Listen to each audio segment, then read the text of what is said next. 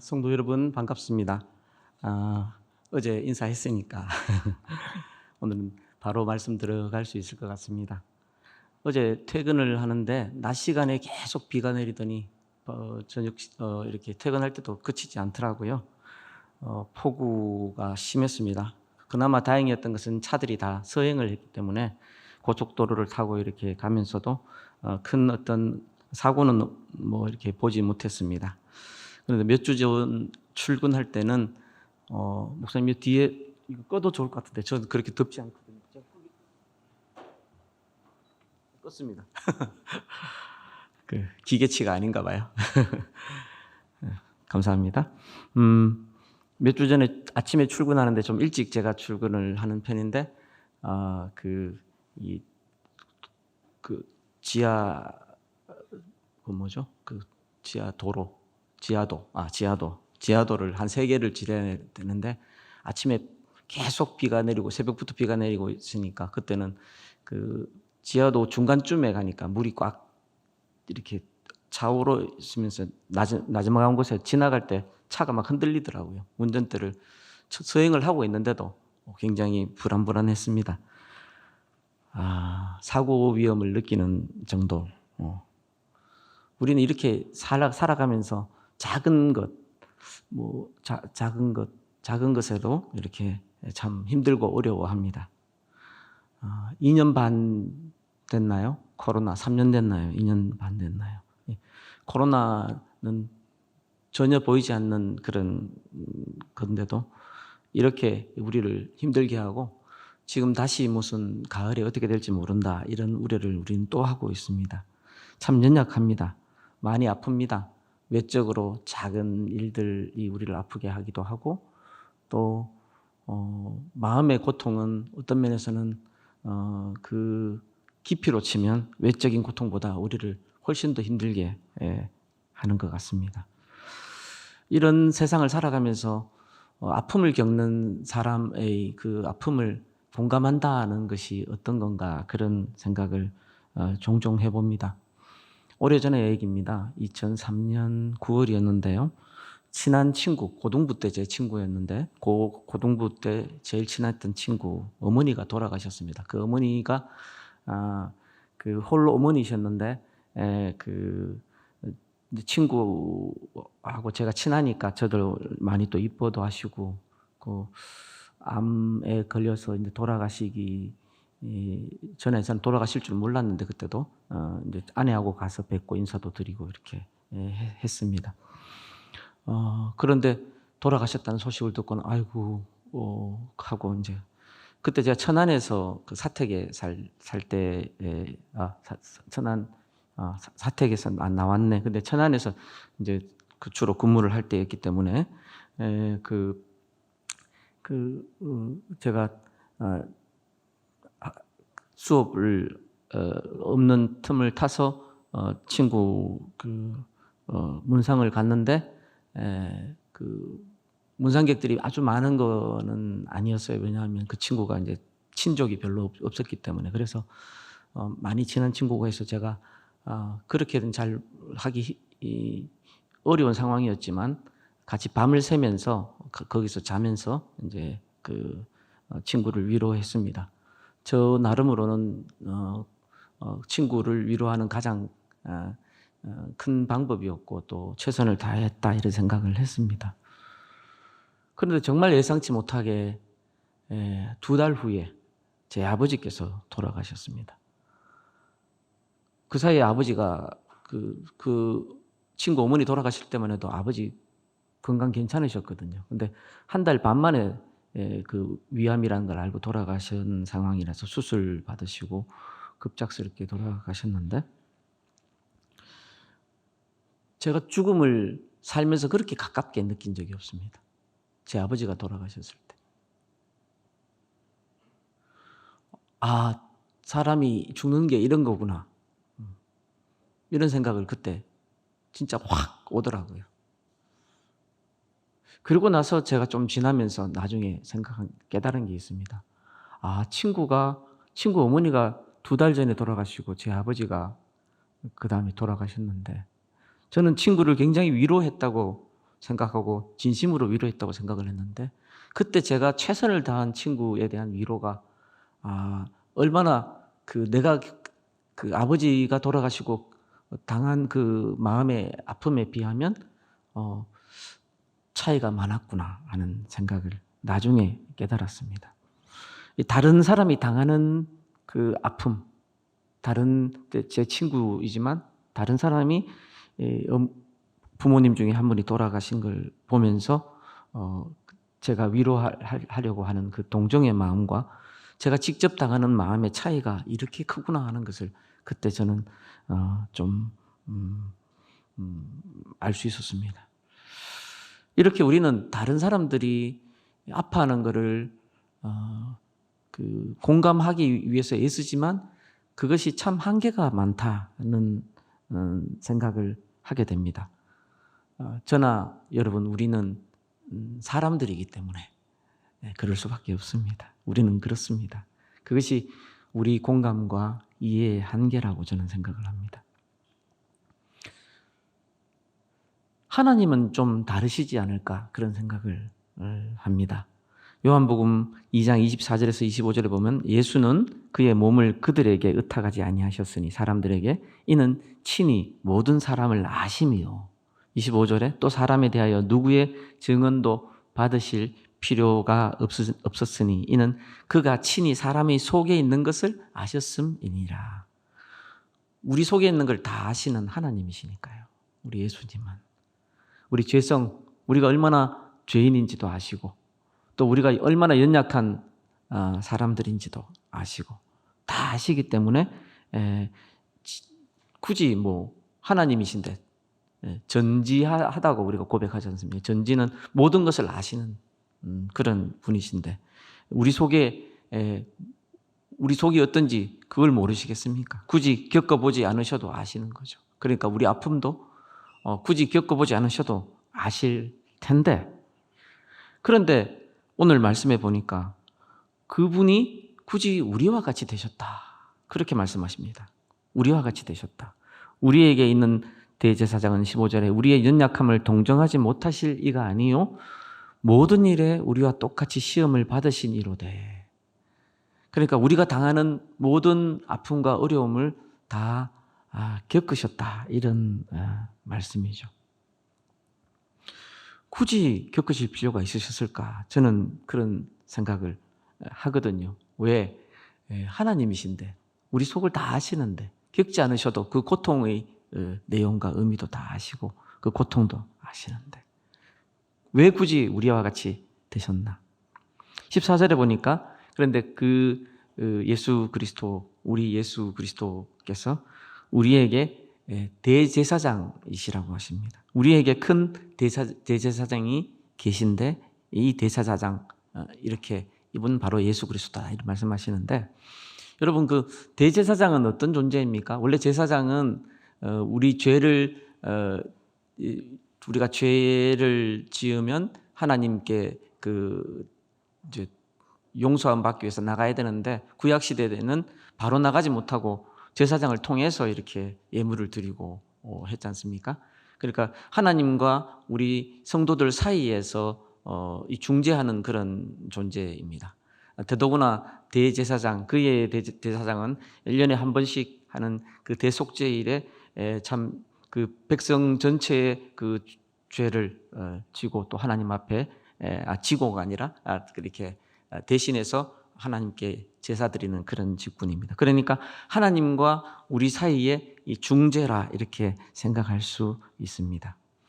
그러니까 이 중재자가 얼마나 중요합니까? 여러분 법정에서 변호사가 어떤 역할을 하는가에 따라서 그 재판의 결과가 참 많이 달라지듯이 그 법정의 변호사보다 훨씬 더 어떤 면에서는 역할이 큰 그 존재가 제사장인데 이 제사장이 그 제사장을 규정하면서 말씀이 어떻게 말씀하시냐면 우리에게 있는 이 제사장은 우리의 아픔을, 우리의 연약함을 동정하시는 그런 분이다. 이렇게 동정하지 못하실 이가 아니고 우리 아픔을 어려움을, 고통을 동정하시는 분이다. 이렇게 말씀하십니다. 전에 성경에는요, 앞에 우리 지금 사용하고 있는 성경 전에 성경에는 체휼하신다 이렇게 했습니다. 몸체자, 긍휼히 여길 휼자 그런 거죠. 예. 동정하신다는 표현보다 그게 사실은 저는 오랫동안 그 말씀으로 접했기 때문에 더 와닿기는 하는데요. 동정이나 체휼이나 영어로는 sympathize입니다. 그러니까 이걸 공감하다 이런 말이죠. 공감하다. 예. 어떻게 그걸 하시나? 시험은 똑같이 받으셨지만 여기서 시험이 제가 학생들에게 치르는 기말고사가 아닌 건 아시잖아요. 우리가 템프테이션이라고 하면서 일상 속에서 삶 속에서 겪는 그런 우리 어려움들 그런 것들인 걸 아시죠? 네. 이 시험을 똑같이 받으셨지만 죄는 없으시다 이렇게 말씀하십니다. 그리고 16절에 말씀하실 때 그러므로 우리는 긍휼하심을 받고 때를 따라 돕는 은혜를 얻기 위하여 은혜의 보좌 앞에 담대히 나아갈 것이니라. 여기서 긍휼하심에 좀 초점을 맞추면 좋겠습니다. 긍휼과 은혜가 이제 자주 나오고 있는데요. 긍휼하심은 이게 우리가 성경을 읽다 보면 이 말과 이 말이 비슷한 것 같아서 강조를 하기 위해서 이렇게 같이 병행할 때도 있지만 여기서는 긍휼하심은 의미를 특별히 좀 짚어야 될 것 같습니다. 긍휼은 사전에 찾아보면 불쌍히 여긴다 이렇게 나옵니다. 불쌍히 여긴다.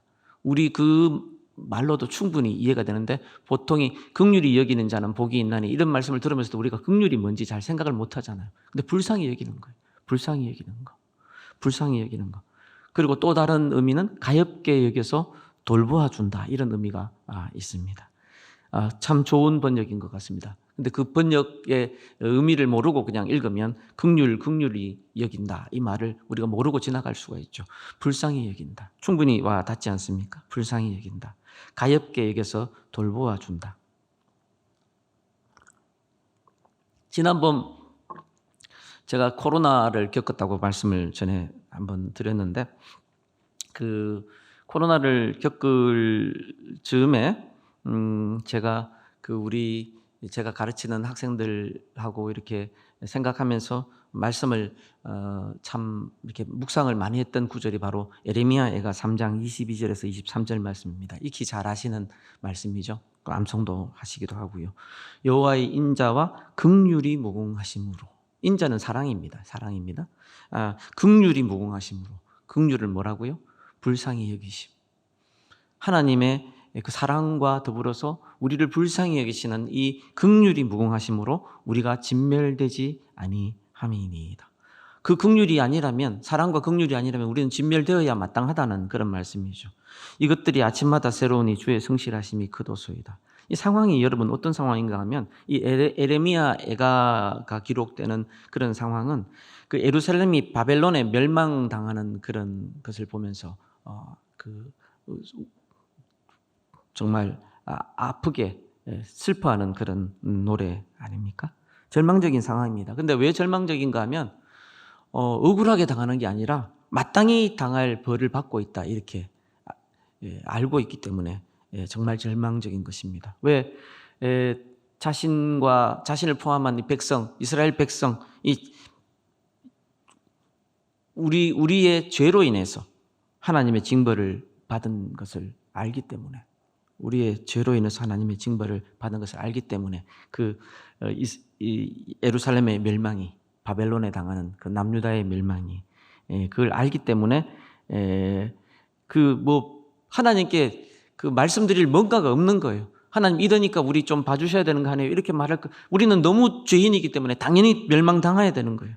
그렇기 때문에 멸망당하는 것이 마땅한데, 하지만 우리가 그래도 이 그루터기라도 남겨주시고 이렇게 하시는 것은 바로 여호와의 인자와 긍휼 때문이다. 불쌍히 여기심 때문이다. 그런데 이것이 아침마다 새로우니 그때 참 많이 와닿았던 것은 아침마다 새로우니였습니다. 아침마다 매일 아침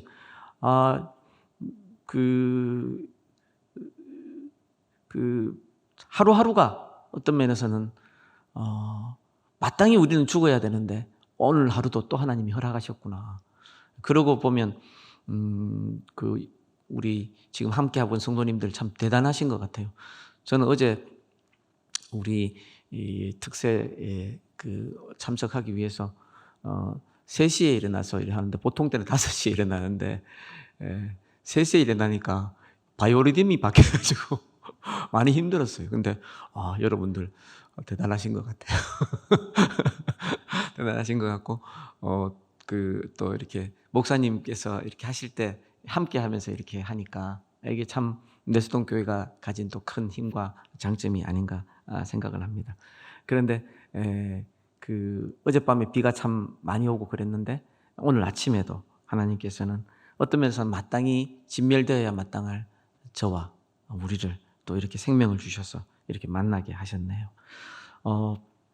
여기서 여호와의 인자와 긍휼이 무궁하시다는 것이 바로 긍휼이 불쌍히 여기심입니다. 또한 불쌍히 여기심. 우리는 죄인입니다. 우리가 뭐 살 자격이 있습니까? 우리가 예수님을 제대로 믿는 사람들이라면 다 알지 않습니까? 마땅히 죽어야 될 죄인이고, 그런데도 하나님께서는 오늘도 우리 영적 생명을 구원하신 그 은혜뿐만 아니라 이 육적인 생명까지 허락하셔서 오늘도 하루를 살게 하셨습니다. 그런 면에서 이 하나님께서 우리를 불쌍히 여기시는 이 긍휼, 이것은 동정과 저는 같은 의미로 생각을 합니다. 하나님이 우리를 불쌍히 여기시듯이 또 하나님이 우리를 예수 그리스도께서 우리와 같이 되시기까지 우리를 동정하시는 거죠. 제가 좀 전에 말씀드렸죠. 하나님이신데 굳이 사람이 되실 필요가 있는가? 없죠. 우리 속을 다 아시니까.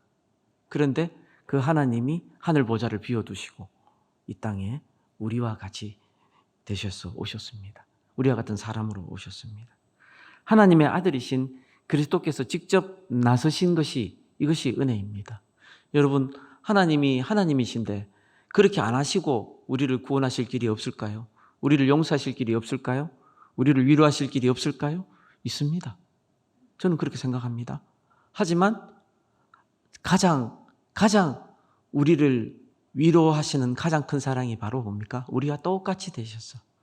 봐라, 내가 너와 같은 아픔을 내가 함께 겪는다.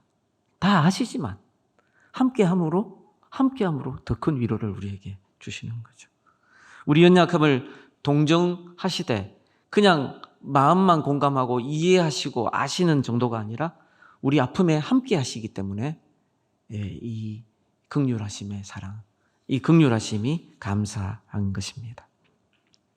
그런데 이런 사랑과 긍휼, 불쌍히 여김을 받고 있으면서도 우리가 착각하는 것이 있는 것 같습니다. 그거는 아마 저와 여러분 우리 모두가 살면서 자주 하는 착각인 것 같은데, 내가 제일 큰 어려움을 겪고 있다. 언제? 지금. 그 생각을 우리는 정말 자주 하는 것 같습니다. 뭐 지금은 우리가 뭐 이 자리에서 소개해 있는 것들을 다 저도 여러분도 내어놓을 수는 없으니까요. 우리가 사람들이기 때문에 이 죄로 인한 막이 있지 않습니까? 하나일 수 없기 때문에, 저와 여러분이 온전히 하나일 수 없기 때문에 주님 앞에 가는 날까지 아마 이 거리가 완전히 없어지지는 않을 겁니다. 그렇기 때문에 다 내어놓을 수는 없지만 저는 그런 생각을 합니다. 제가 그렇게 느끼니까, 제가 그렇게 생각할 때가 많으니까 여러분도 그러리라. 어떻게? 내가 가장 큰 어려움을 겪고 있다. 그런데 이게요,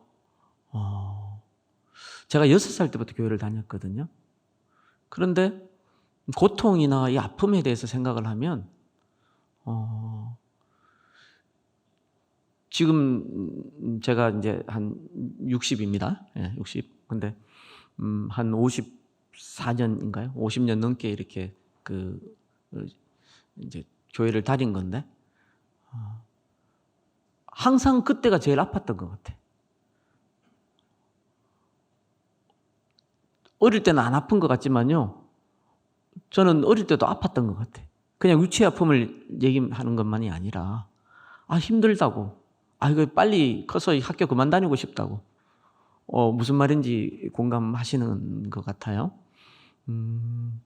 중학교 때, 고등학교 때 정말 힘들었어요.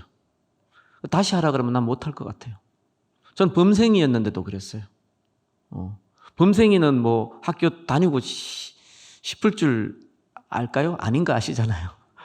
예, 무슨 말인지 아시잖아요. 예. 그러면 대학 가면 좀 다를 줄 알았는데 대학 가서도 또 힘들더라고요. 그래서 가끔씩 어떤 분들이 그런 질문을 하죠. 언제로 돌아가고 싶냐? 저는 그런 질문 자체가 참 어리석다고 생각합니다. 저는 돌아가고 싶은 적이 한 번도 없습니다. 그냥 빨리 살고, 좀 죄송한 표현인데, 빨리 살고 그냥 이렇게, 내가 어차피 한 번 가는 게 인생이니까. 지금 왜? 되돌아보면 그 삶의 어느 한순간도 내가 지금 힘들지 않다 이렇게 딱 생각한 적이 별로 없는 것 같아요. 그래서 그런 면에서 어떤 면에서는요, 다른 종교지만 저는 불교가 그런 이해가 우리하고 다르지 않다고 생각합니다. 고해라 그래요, 고해. 세상을 고해라 그래요. 고통 고자에 바다 해자라고 그런다고. 고통의 바다라고 그런다고. 진단은 바르게 해요, 그 사람들도. 해법이 틀린 거지. 그러니까 그 사람들은 거기서 다시 안 태어나면 그게 축복이다 생각하는 거죠. 그 열반이라 그래요. 제가 뭐 지금 설법하고 있는 거 아니니까 더 이상 얘기 안 하겠습니다. 그런데 정말 그 부분에서는 예수 믿는 사람들이나 안 믿는 사람들이나 비슷한 것 같아요. 왜? 세상은 정말 고통이고 어느 한순간도 이 시기가 지나면 좀 낫겠지. 근데 또 전혀 예상치 못했던 다른 아픔과 고통이 저를 힘들게 하고 지금 제가 이렇게 굉장히 얼굴이 평안해 보이죠? 아멘까지는 할 필요 없고 근데 평안해 보이시면 제가 아까 말씀드렸잖아요. 우리가 죄인들이라서 제가 모든 것을 다 여러분에게 다 나눌 수는 없다고요. 왜?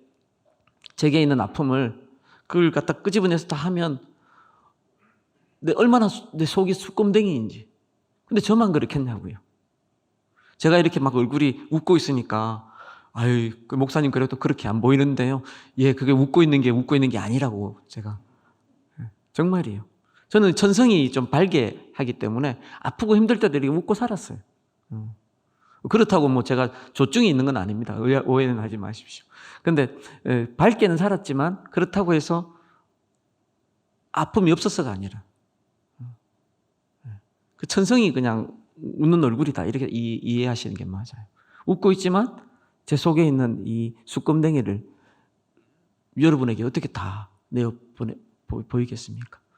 저만 그렇겠습니까? 저는 여러분도 그렇다고 생각합니다. 그런데 각자의 아픔이 다 다릅니다. 여기 계신 분들 숫자만큼 다 다릅니다. 지금 온라인으로 보고 계신 분들 합해서 그 숫자만큼 다 다릅니다. 그런데 각자는 어떻게 느끼냐 하면 내가 겪는 아픔이 제일 아프다. 또는 우리 집은 왜 이래? 다른 집은 안 그런 것 같은데. 무슨 말인지 아실 겁니다. 내가 제일 큰 어려움을 겪고 있다. 이런 착각을 합니다. 정말 그럴까요? 그렇게 생각한다면 정말 그게 답일지도 모릅니다. 왜? 모든 사람이 다 그게 가장 크게 자기 아픔을 느낀다. 왜? 우리는 결국 그 사람이 될 수 없기 때문에 바로 내 옆에 있는 사람. 지금 제가 아무리 여러분을 이해하려고 해도 제가 여러분이 될 수는 없고 여러분이 제가 될 수는 없기 때문에. 그런데 이 내가 겪는 아픔을 이것을 정말 누가 알아주나 이런 아픔과 더불어서 또 하나 힘든 게 뭐냐 하면 특히 우리 신자들이 하는 이 고통이 또 뭐냐 하면 플러스가 하나 더 있어요. 왜 예수님을 믿는데 내가 왜 이런가? 이게 또 다른 플러스 알파의 고통입니다. 내가 제일 큰 아픔을 겪는다고 생각하고 있는데 또 하나 이해하기 어려운 건 뭐냐면 왜 예수를 믿는데 이런 고통을 받는가 이겁니다. 요한복음 10장 10절에 우리 주님은 그렇게 말씀하셨거든요. 내가 온 것은 양으로 생명을 얻게 하고 더 풍성히 얻게 하려는 것이라. 믿는 사람에게 풍성한 생명을 주신다고 약속했지 않습니까? 예수님이 빈말하시는 분이 아니지 않습니까? 항상 진리만 말씀하시는 분인데 예수님이 약속하셨는데 우리 주님이 우리에게 오신 것은 양인 우리에게 생명을 얻게 하되 풍성히 얻게 하려고, 그 영원한 생명을 풍성히 얻게 하려고 오셨다고 했고, 제가 주님을 모셔드렸고 여러분이 주님을 모셔드렸고 우리가 주님을 모시고 사는데 왜 내가 이렇게 아픈가 하는 거예요. 이게 신자들의 또 다른 고민입니다. 그런데 이런 고민을 저나 여러분만 하고 계신 것이 아닌 것 같습니다.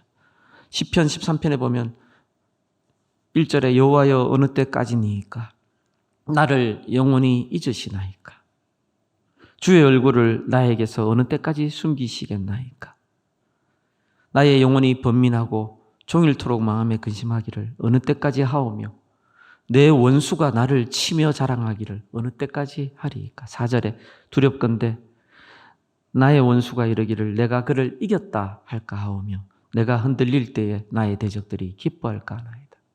여러분, 시편의 우리 신앙 선배도 똑같이 갈등하고 있습니다. 여호와여 어느 때까지니까. 1절이 참 저는 와닿습니다. 나를 영원히 잊으시나이까 주의 얼굴을 나에게서 어느 때까지 숨기시겠나이까. 자, 질문 하나 던지겠습니다. 여러분, 고통이 수억 가지가 될 텐데요. 그 수억 가지도보다 많겠네요. 그죠? 모든 고통은 어떤 면에서 별개의 고통 같으니까. 그런데 이 무한대의 종류 같은 이 고통 중에서 종류로 친다면은 가장 힘든 고통이 뭐라고 생각을 하세요, 여러분은? 어떤 고통이라고 생각을 하세요? 답이 없는 질문입니다. 속으로 그냥 한번 생각해 보시면 될 겁니다. 어떤 고통이 가장 힘든 고통일까? 저는요, 끝을 모르는 고통이라고 생각합니다. 제가 이 기간은 정말 아니었으면 좋겠다 하는 기간을 하라면 저는 군대 기간이라고 생각합니다. 군대 기간 얘기하기는 좀 민망한데 왜냐하면 방이 나왔으니까. 근데 방위도 군방위를 했기 때문에 동방위보다 좀 많이 힘들었어요.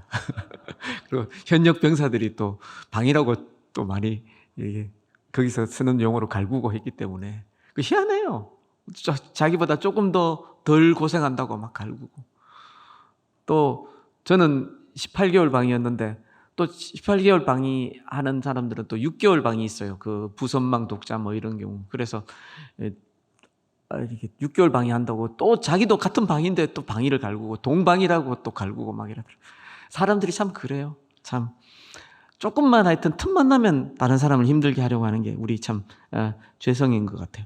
그래도 한번 제거하려고 하면 저는 그 시절이 힘든 것 같아요. 정말 힘들었어요. 나이가 들어서 가서 그런지도 몰라요. 그런데요, 그 시절도 그래도 견딜 만할 수 있다는 것은 끝이 어딘지를 아니까. 근데 정말 힘든 거는요, 끝을 모르는 고통이에요. 내가 지금 힘든데, 혹은 지금 우리 가정이 힘든데, 우리 가정이 겪고 있는 이 고통은 끝이 어딘가. 끝을 알면 좀 견딜 만하겠는데 그때까지만 참으면 되니까. 살면서 참 해결이 안 되는 게 뭐냐 하면요, 끝을 모르는 고통이 우리 삶을 힘들게 한다는 거예요. 끝을 모르는 고통. 이게 언제 가면 풀릴까? 우리만 그렇게 갈등하나요? 신앙의 선배가 그렇게 고백하고 있잖아요. 여호와여 어느 때까지니까? 나를 영원히 잊으시나이까? 얼마나 오랫동안 고통당했으면 나를 영원히 잊으시나이까? 주의 얼굴을 나에게서 어느 때까지 숨기시겠나이까? 아마 우리만 이 끝 모르는 고통을 겪은 게 아닌 것 같습니다. 왜 신자들인데도 고통을 받아야 하나요? 예수님을 믿는데도 왜 내게 고통이 있나요? 예수님을 믿으나 안 믿으나 똑같이 고통당하고 똑같이 아픈 거예요. 그렇죠? 그렇다면 예수 믿을 필요가 뭐냐? 달리 얘기하면 예수 믿어서 뭐 이익될 게 뭐가 있냐, 유익될 게 뭐가 있냐 이런 생각이 들지 않습니까? 여러분은 너무 착한 것 같아요. 나는 이런 갈등을 하는데 고민하고 있는 제게 주신 답은 바로 예수 그리스도와 함께하는 삶이 다른 차이라고 그렇게 말씀하십니다. 요한복음 6장 56절에 보면 내 살을 먹고 내 피를 마시는 자는 내 안에 거하고 나도 그 안에 거하나니 그렇게 말씀하십니다. 물론 이것은 예수님 살을 우리가 뜯어먹는다, 피를 마신다 이게 아니죠. 초대교회 때는 그런 오해도 많이 받았습니다. 왜? 카타콤은 지하 동굴 그 무덤이잖아요. 어두운 곳에서 막 이렇게 하면서 성찬을 하잖아요. 그런데 어두운 곳에서 불도 잘 없는 곳에서 막 이렇게 어스름한 데서 하니까 이제 그 기독교인들을 이렇게 이 감시하고 뭐 염탐하러 온 사람들이 밖에서 사람이 하다가 소리만 듣고는 이게 이 사람들이 이게 식인종이구나. 왜 내 살을 먹고 내 피를 마시는 자는 이게 보지 않고 하면 이게 빵하고 이렇게 그 포도주 마시는 걸 못 보면 밖에서 보면 내 살을 먹고 내 피를 살 뜯어서 주는구나 이렇게 실제로 그렇게 오해를 해가지고 그렇지 않다고 변증가들 초기에 한국이 아니라 기독교 변증가들이 그런 거 아니다 이렇게 해명을 하는 그런 것도 있었습니다. 이 요한복음 6장 56절에 내 살을 먹고 내 피를 마시는 자 이것은 바로 성찬을 말씀하시는 거죠. 성찬. 그러니까 우리 성찬이 참 귀한데 이건 지나가는 제가 그 말씀으로 잠깐 드리면 참 우리 한국 교회가 지금 놓치고 있는 것 중에 하나가 이 성찬의 이 소중함입니다.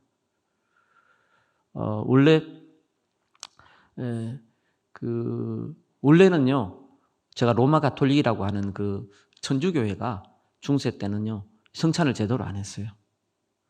성찬을 제대로 안 하고, 그래서 1년에 한 번 이렇게 성찬에 참석해도,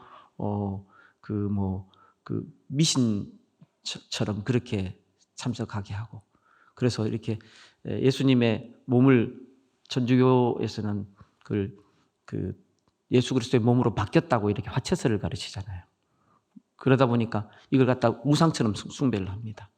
여러분, 예수 그리스도의 몸은 귀하고 복된 몸이지만 떡 자체가 몸은 아니잖아요. 그래서 종교개혁자들이 그게 아니다 이렇게 얘기를 했거든요. 그런데 떡은 받는데 포도주는 안 주잖아요. 그래서 반쪽짜리 성찬을 시행을 하고 한 거예요. 그래서 그게 아니다. 그래서 종교개혁자들이 한 게 뭐냐 하면 성찬을 제대로 시행하고 성도들도 다 포도주도 받게 하고 그렇게 하는 큰 변화가 있었습니다. 그래서 사실 우리가 종교개혁자들 생각들이 좀 다 동일하진 않았지만 칼빈 같은 경우에는 성찬이 얼마나 우리에게 유익한지 성찬을 자주 행하면서 죄에 빠져 살 수는 없기 때문에 성찬은 가능하면 자주 행하는 것이 좋다. 그래서 매번 행할 수는 없기 때문에 예배 때 매주일마다 하는 게 제일 좋고, 그런데 실제로 그 시행이 어려우니까 한 달에 한 번이라도 하는 게 좋다. 이게 그 실제적인 바람이고 또 주장이었어요. 근데 그 관철이 안 됐어요. 왜? 즈빙글리라는 다른 그 사람이 먼저 영향을 끼친 그게 뭐냐면 1년에 4번 하는 성찬을 이렇게 방법을 제시를 한 거예요. 근데 성찬에 대한 생각이 좀 달라서 그랬어요. 그러다 보니까 결국 그 영향력 많은 칼빈도 이 부분에서는 밀려버린 거예요. 그래서 결국 제네바가 한 번도 칼빈이 제시하는 그런 매달 하는 성찬을 못했어요. 그 일로 실제로 한번 쫓겨나기도 했고요. 그런 일로. 그렇기 때문에 우리가 잘못 알고 있는 게 뭐냐 하면 개혁교회 전통을 따라서 우리는 성찬 칼빈 그렇게 막 얘기하면서 실제로 칼빈이 성찬을 그렇게 가능하면 자주 하면 좋다 이런 가르침에 대해서는 귀를 닫아버려요. 실제 가르침은 그건데. 그리고는 어떻게 생각하나 하면 즈빙글리 방식도 제대로 안 따르죠. 왜? 네 차례도 안 하잖아요. 2차례 봄 가을에 한 번씩 보통 제 내수동교회 사례 얘기하는 거 아닙니다. 우리 지금 한국의 대부분의 교회들이 그렇게 장로교회들이 합니다. 칼빈 그렇게 얘기하면서 그거는 또 전혀 생각을 안 합니다. 칼빈을 따르란 말이 아니라 왜 그렇게 얘기했는지를 생각해 보면, 왜 성찬을 자주 행하는 것이 자주 행하면서 제 가운데 금할 수는 없다, 그렇게. 제 가운데 이렇게 거할 수는 없다, 이렇게, 이런 이유로 얘기했거든요. 근데 요즘은 얼마나 우리 이 성찬을 경시합니까? 그런 거 보면요, 로마 가톨릭이 요즘은요, 종교개혁자들이 주장한 대로 미사 때마다 해요. 거꾸로 된 것 같아요. 오해하지 마십시오. 제가 뭐 로마 가톨릭 편이나 그런 거 아닙니다. 근데 그 사람들은 여전히 반쪽짜리 성찬을 성도들에게 하기 때문에 뭐 잘못된 거죠. 화처스리고 가르침이 잘못됐기 때문에 잘못된 거죠. 자주 한다고 뭐 잘한다는 말은 아닙니다. 틀린 겁니다. 잘못된 겁니다. 하지만은 그 사람들은 자주는 해요. 근데 우리는요, 1년에 2번 하다가 코로나에 있다고 그것조차 한 번도 안 하는 상황이 돼버렸어요. 이제 키트를 사용해서 이제 다시 복구는 되는데, 복구돼도 그게 사실 내가 뭐 성찬 얘기하러 온 게 아닌데 다시 돌아가겠습니다. 이게 중요한 것은 성찬이 어떤 의미가 있습니까? 함께 먹고 마신다. 그것은 바로 예수님이 우리 안에 거하고 우리가 예수님 안에 거한다, 이런 말입니다. 예수님과 함께하는 삶을 얘기합니다. 자, 예수 믿었다고 그러면 다른 게 있느냐? 없습니다. 없죠. 예수 믿었다고 바뀌는 게 뭐가 있습니까? 여러분은 예수님 믿으면 바꿔주는 거 하나 하라면 뭘 하고 싶습니까? 답을 속으로만 하십시오. 각각 이렇게 저한테 얘기하실 필요는 없고. 저는 지금은 뭐 생각도 안 하고 살아요. 소원이 뭔지도 모르고 사니까. 근데 중고등학교 때 제 소원은요, 예수님이 만약 한 가지 해주시려면 키를 조금만 더 키워주십시오였어요. 근데 제가 그 전에 이미 예수님 믿었는데 하나도 안 바꿔주더라고요. 이게 지금 중학교 2학년 때 키입니다. 내가 뭐 이런 신상을 이렇게 얘기해도 되는지 모르겠지만 최고 키가 163이었는데 거기서 5cm만 더 커도 얼마나 좋겠어요. 그러면 거의 170에 가까워서 참 그래도 할 텐데 한 40대 50대 되니까 키가 크는 게 아니라 줄더라고요. 2cm 줄어가지고 지금 161쯤 돼. 예수님 믿는다고 뭐 키를 한 자나 키울 수 있습니까? 예수님 믿는다고 내가 살고 있는 집이 갑자기 막 시세가 배로 뛰던가요? 그런 거 없습니다. 예수님 믿는다고 내 머리가 좋아져서 성적이 갑자기 좋아지는 것도 아니고요. 예수님 믿는다고 내 자신이나 내 주변 세상이 바뀌는 건 없습니다. 환경이나 형편이나 능력이 바뀐 것은 없습니다. 우리 가정이 갑자기 잘 살게 되는 것도 없고요. 그런데요, 예수님을 믿으면 바뀌는 게 있긴 있습니다. 그게 뭐냐면요, 세상을 보는 눈이 바뀝니다. 이것이 제일 중요한 변화입니다. 세상을 보는 눈이 바뀝니다. 먼저는요, 세상을 눈이 바뀌기 전에 내 자신에 대한 생각이 바뀝니다.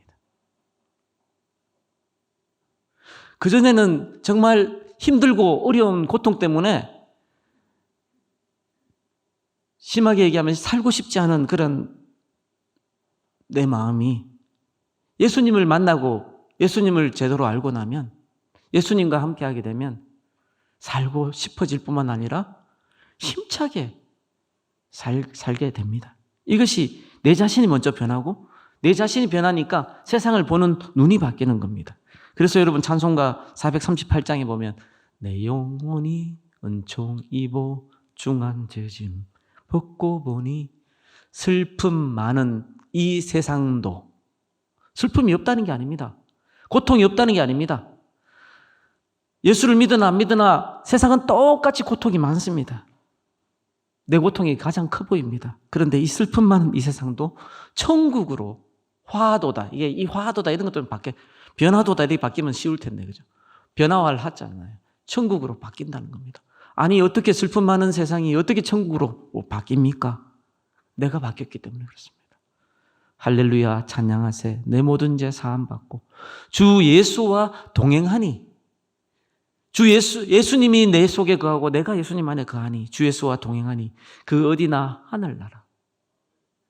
여러분, 오늘도 우리가 빗속을 뚫고 왔는데 어디가 하늘나라입니까? 나는 오면서 또 길을 잃어버렸는데 내비게이션을 눌러놔도 난 또 잃어버려요.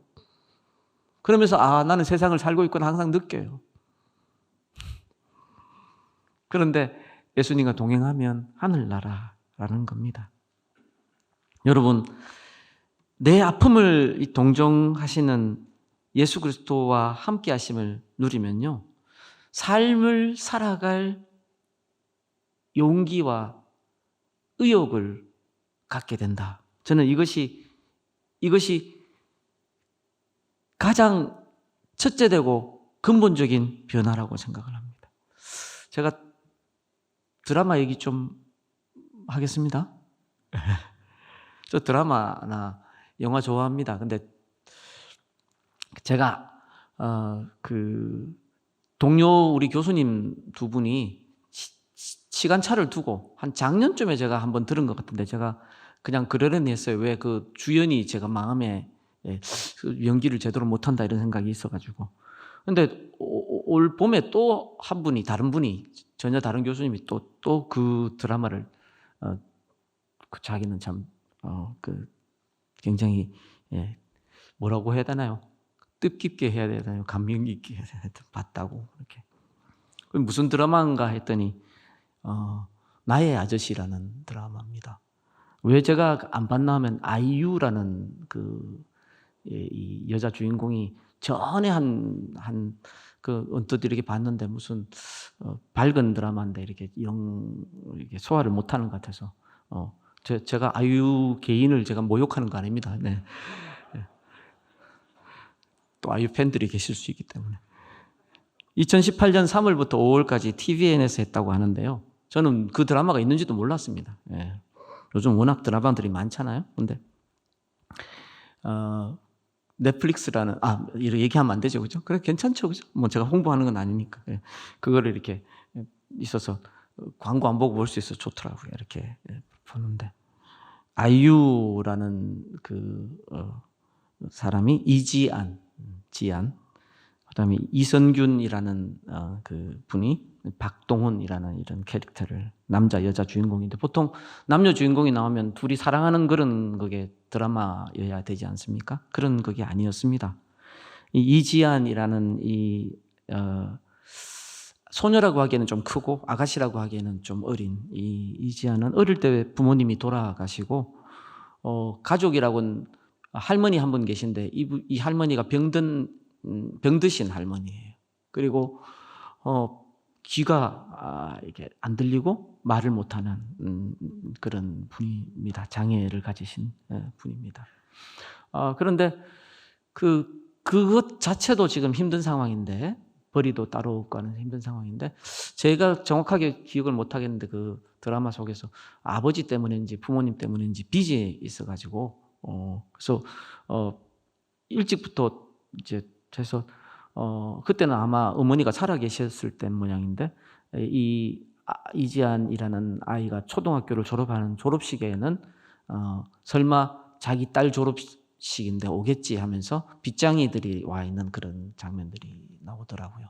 근데 결국 안 오니까 독하다 독해 하면서 빚쟁이들이 돌아가는데 그 중에 이제 한 사람이 고물상을 하는 아저씨가 그 빚 받으러 왔다가 너무 딱하니까 지안이하고 찍어준 사진이 유일한 졸업 사진으로 찍혀 있더라고요. 그런 궁색하고 힘들고 아픈. 그런데 더 힘든 것은 뭐냐 하면 그 빚 때문에 사채업자한테 고통을 받는데 사채업자가 할머니 듣지도 못하고 말하지도 못하는 할머니를 때리니까 어린 지안이가 그 사채업자를 칼로 찔러 죽이게 됩니다. 졸지에 살인자가 되는 거죠. 그래서 그거는 이제 뭐 어떻게 나왔는지 하여튼 뭐 나이 때문에 그랬는지 그런 거는 나 잘 모르겠어요. 그렇게 했는데 그거는 다 이렇게 나왔지만 결국 살인 전과라는 그것이 이제 있으니까 잘 이렇게 아르바이트나 이런 거 하다가도 그것만 알면 사람들이 다 쫓아내는 거예요. 그러니까 이 지안이라는 이 아가씨는 악이 받쳐서 세상을 살아갑니다. 더 힘든 거는 그 자기가 죽인 사채업자의 아들이 어릴 때는 얘를 좋아하는 마음이 있었는지 이렇게 굉장히 얘를 잘 챙겨주고 했던 남자아이인데, 얘가 갑자기 아버지가 지안이 손에 죽고 나니까 나중에 커서 아주 악바리처럼 돼가지고 사채업자가 되어서 이 사채로 계속 얘를 얽어매고는 지안이를 힘들게 합니다. 자, 이제 우리가 좀 주목해 봐야 될 부분이 나옵니다. 그래서 가끔씩 팹니다. 이 사채업자인 이게 근데 이 지안이라는 사람이 그 계약직으로 어떻게 어느 회사에 들어가게 되는데, 그 건축회사 구조기술사로 있는 박동훈이라는 이성균 역할을 하는 거죠. 박동훈이라는 사람을 우연하게 도청을 하게 되고, 그 도청하는 건 나쁜 거죠, 그죠? 네. 도청을 하게 되고, 그 도청하는 것을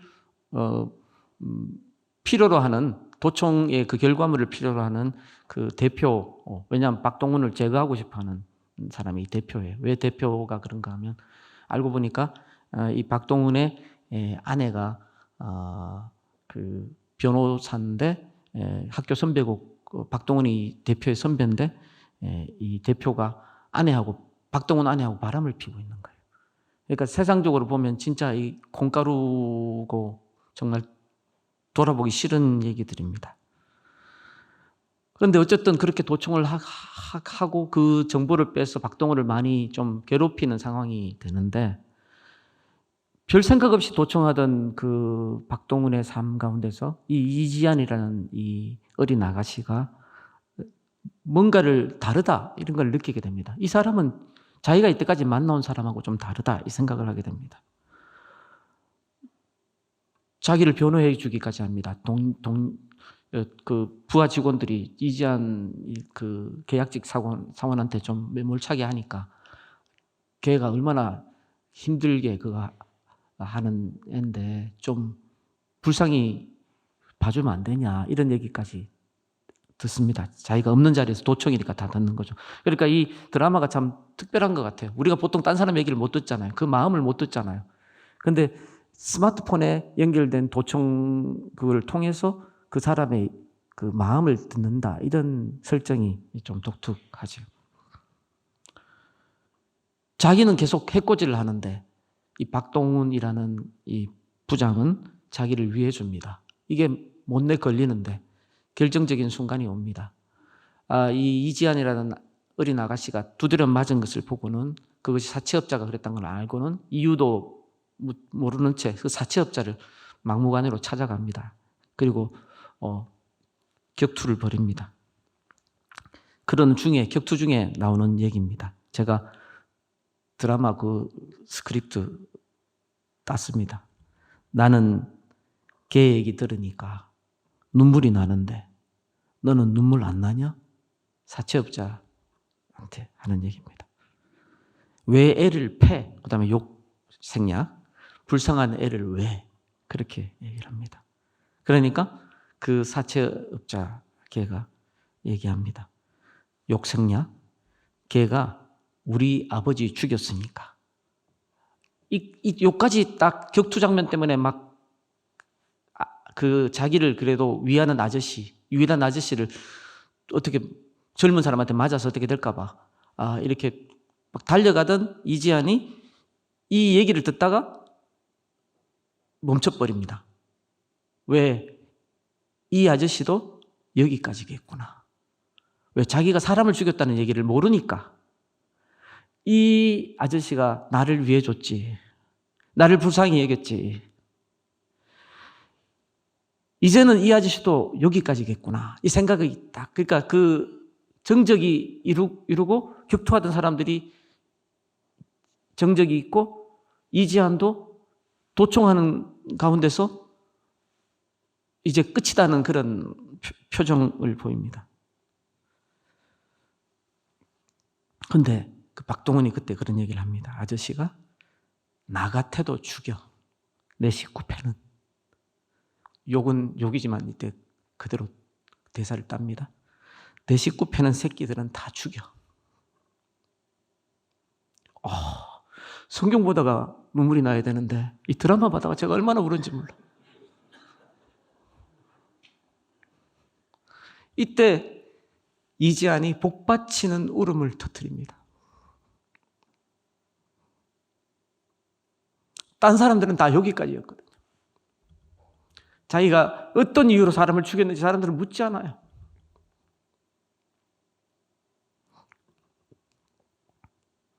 자신을 이해해주는 사람을 처음 만난 겁니다. 그런데요, 여러분, 제가 이 드라마 보면서 은혜 받은 이유가 우리 주님이 그러하십니다. 우리 죄가 어디까지인지 묻지 않으세요. 내가 이 죄를 얘기하면 이 사람이 나하고 계속해서 교제를 할까? 나의 이런 모습을 보면 이 사람이 나를 받아들일 수 있을까? 우리는 죄인들이기 때문에 아담과 하와의 범죄 이후로 저와 여러분 하나가 될 수가 없어요.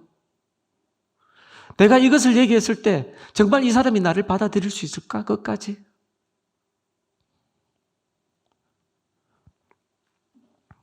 한 장면만 더 짧은 장면 얘기합니다. 모든 것을 다 박동훈이 알게 됐어요. 아저씨가 알게 됐어요. 그때 이지안이 막 생떼를 부립니다. 왜? 민망하니까. 창피하니까. 좋은 아저씨인데 그 좋은 아저씨 앞에 자기 꼴이 창피하니까. 그런데 그런 것들을 다 받아들이는 것 같은 거예요. 그때 이지안이 이렇게 말합니다. 진짜 내가 안 미운가? 살인자인 거 다 알고 도청했는 것까지도 이제 다 알고 한데도 진짜 내가 안 미운가? 할 때 그때 박동훈이 아저씨가 하는 말이 있습니다. 마지막 대사입니다. 사람 알아버리면 그 사람이 무슨 짓 해도 상관없어. 내가 널 알아. 여러분, 우리 주님이 우리에게 하시는 말씀을 탤런트 대사를 치더라고요. 저는 어떨 때는요, 저 같은 설교자보다 드라마가 더 복음을 잘 이렇게 엮어내고 있는 것 같아요. 아니, 내가 해야 될 말을, 설교자가 해야 될 말을, 우리 주님이 하시는 말을 드라마에서 하고 있더라고요. 내가 널 알아. 내가 널 알아. 우리 주님은요, 우리를 다 아세요. 우리 죄성을 다 아세요. 우리 죄를 다 아세요. 우리의 연약함도 다 아세요. 그런데 내치지 않으시고 우리를 받아주시는 거예요. 우리와 동행하시는 거예요. 여러분, 우리에게 주님이 말씀하십니다. 내가 너를 안다. 내가 너를 알기에 지금 너에 있는 모습 그대로 사랑한다. 여러분, 그 힘이 한계가 있는 아저씨는 그 어린 아가씨를 위해서 싸워줬지만 전능하신 우리 주님은요, 저를 위해서, 여러분을 위해서, 우리를 위해서 십자가에서 생명을 내어주시는 그 큰 사랑으로 죄와 싸우고 사탄과 싸우고 악과 싸워 주신 것입니다. 아멘. 변화가 없다 그랬죠. 이런 변화밖에 없어요. 그런데 여러분, 이런 사랑을 받고 나면, 이런 불쌍히 여기시는 이 사랑을 받고 나면요, 우리가 용기가 나는 거예요. 그리고 이런 사랑을 받은 사람은요, 아픔에 함께 해주시는 예수님을 누린 사람은 다른 사람의 아픔에 동참하려 합니다. 예수님의 치유 사역은요, 마태복음 9장 35절에서 36절에 보면 예수께서 모든 도시와 마을에 두루다니사 그들이 회당에서 가르치시며 천국 복음을 전파하시며 모든 병과 모든 약한 것을 고치시니라. 왜 고치셨을까요? 그 다음 절 36절, 무리를 보시고 불쌍히 여기시니 이는 그들이 목자 없는 양과 같이 고생하며 기진합니다. 불쌍히 여기시니까. 우리 주님은요, 우리를 치유하셨어요. 병자들을, 아픈 사람들을, 배고픈 사람들을 먹이고 치유하셨어요. 그런데 우리는 치유의 은사가 다 있는 게 아니잖아요.